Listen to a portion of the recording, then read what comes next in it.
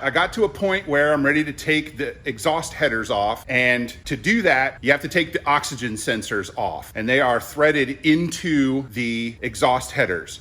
So first thing we want to do is hit them with some penetrating oil, because they've been on there for, in this case, probably 94,000 miles, 97,000 miles, whatever this bike has. Heat cycles over and over and over. They're right out in the elements, so rain, snow, mud, then that all means rust. So they're difficult to get off, but I'm gonna show you a couple tricks that George taught me that will help you get them off, especially if you need to actually remove them from the headers. If you're not removing them from the headers, then you can just unclip them and take them off with the headers. If you're putting the headers right back on, it's no big deal. But in this case, we wanna actually remove them from the headers.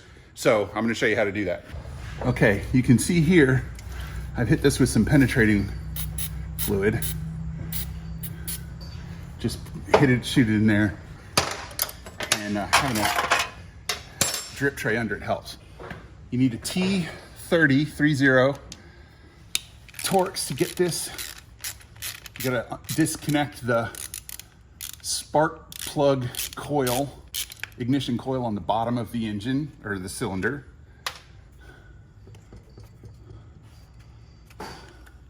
Now, I forgot there's a cylinder head guard on this side, so it's gonna come off, and it's all beat up, so it's trash. 1, 2, there's the other one. Sorry, my arm's in the way there. You can't really see what's going on.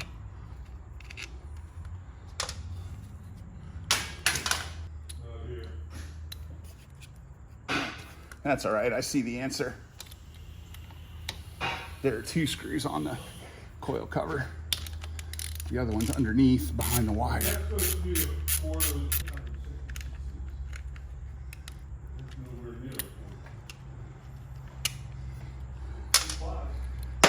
Okay, so on the back of this, there's 2 connectors basically.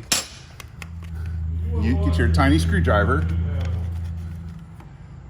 and get under the fitting here, and then I'm not questioning you.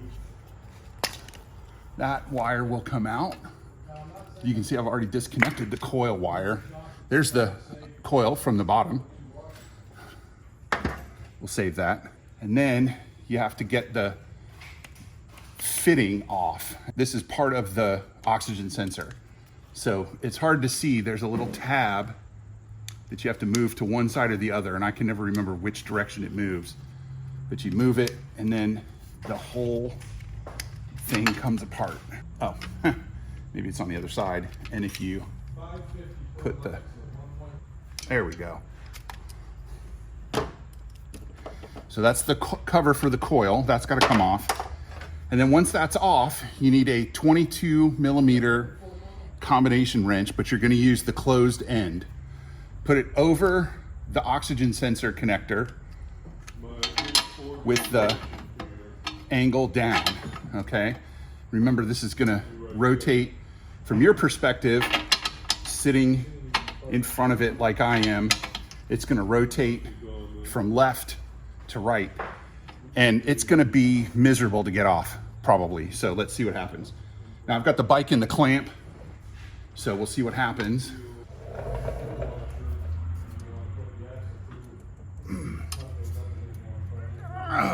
Okay, so we're gonna use I'll be right back, hang on a second.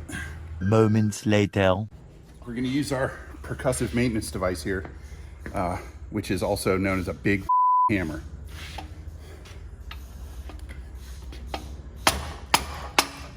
And there it goes, it's that easy. And then once you got it loose, it should just unscrew right there from the header pipe. And there's your oxygen sensor. Now, I don't know how old these are. I'm gonna save them